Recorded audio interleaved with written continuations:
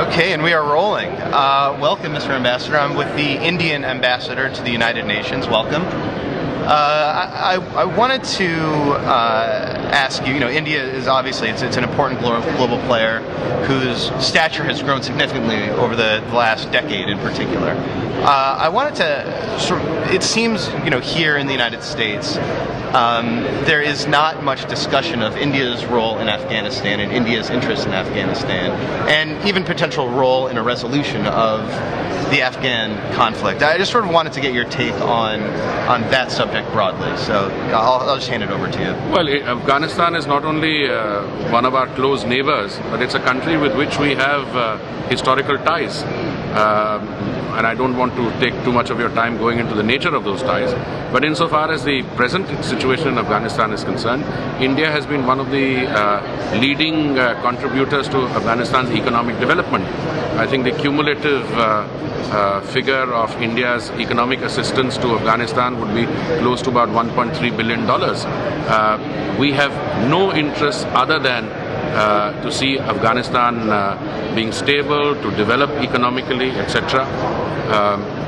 Any suggestion, I know you haven't asked me that question, but let me anticipate it. Sure. Any suggestion that we are in Afghanistan in order to enhance our strategic depth and in the context of Pakistan is too absurd to even merit mention. Now I'm saying this because I know some people have mentioned it. We go back in Afghanistan, there have been Indians settled in Afghanistan, there has been a flourishing trade, there are historical and cultural ties, all predating the current set of problems that Afghanistan is faced with. Having mentioned that background to you and having reiterated that we only want to see the Afghan people restore their normal life, and we are wanting to continue our economic assistance, any problem that of this nature requires a resolution, and we would be very happy to be part of that resolution in whichever form and shape it takes. And we are in touch with our partners, including in the West, and we would be happy to contribute to a solution whenever one is looked at.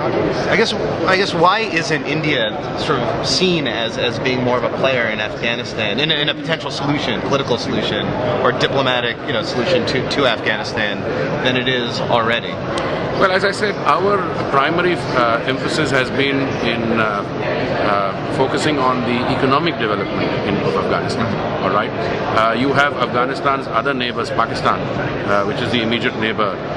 All right, and you know the issues relating to the Afghan-Pakistan equation. I mean, there are issues relating to terrorism. There are issues relating to sanctuary for proscribed groups, etc. And then there are the countries in the north. Now, clearly, the focus of attention is on those who are creating a problem.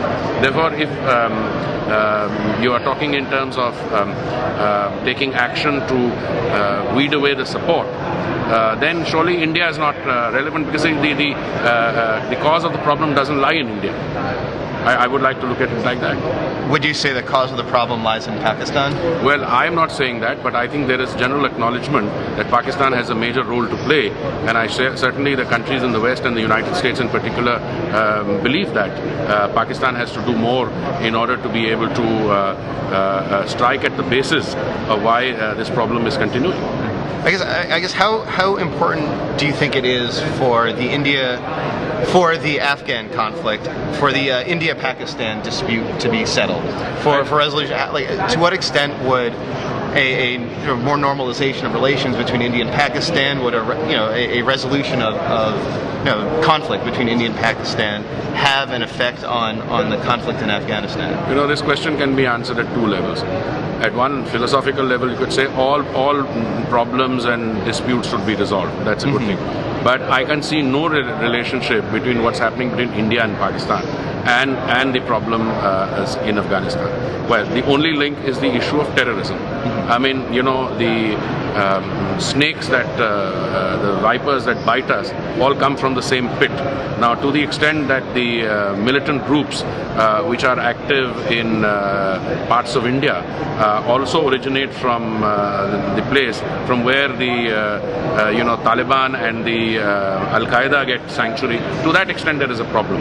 But insofar as normalization between India and Pakistan is concerned, that is something which we have taken in hand in any case.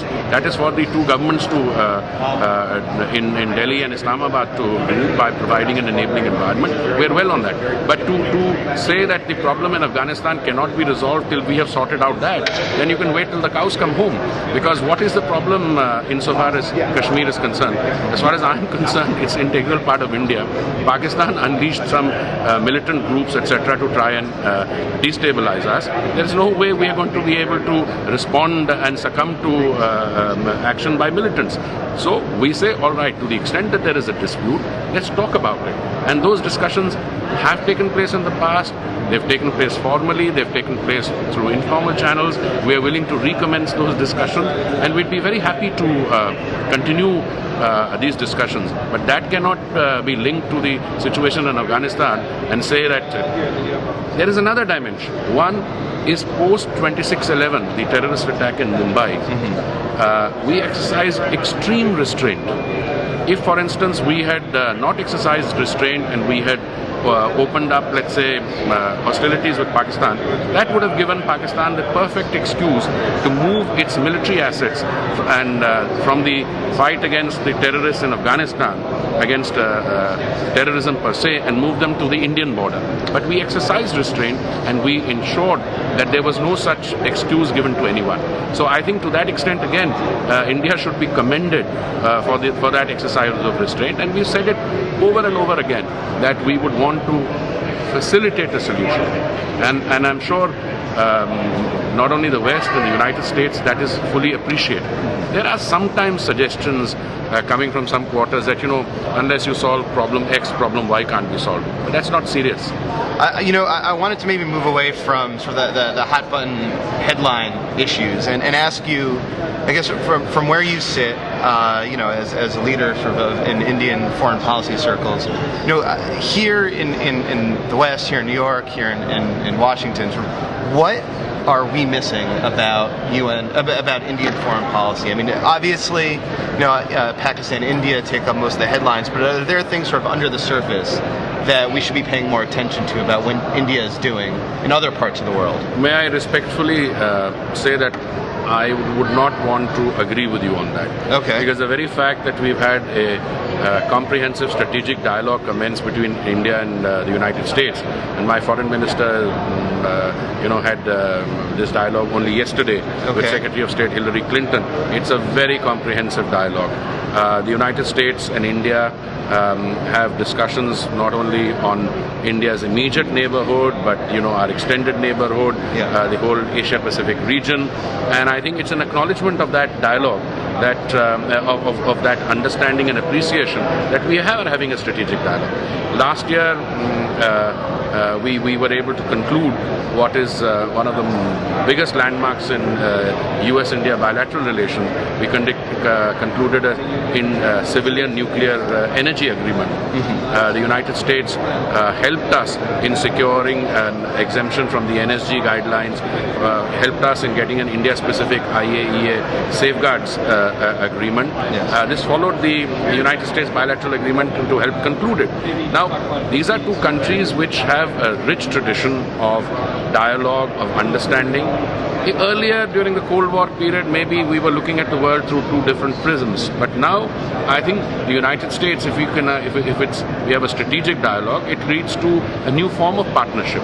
So I would not say that there are issues which are being missed. Well, it's maybe the kind of freedom you have as an analyst to say, well, the United States should be looking more at certain other aspects of India, and then similarly analysts in India will say that United States is not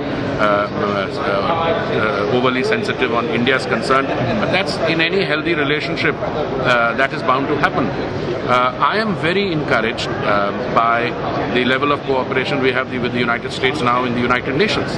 I'm very happy to see the new administration engage with the United Nations, because I firmly believe that unless the United States engages with the United Nations, our work here will be handicapped.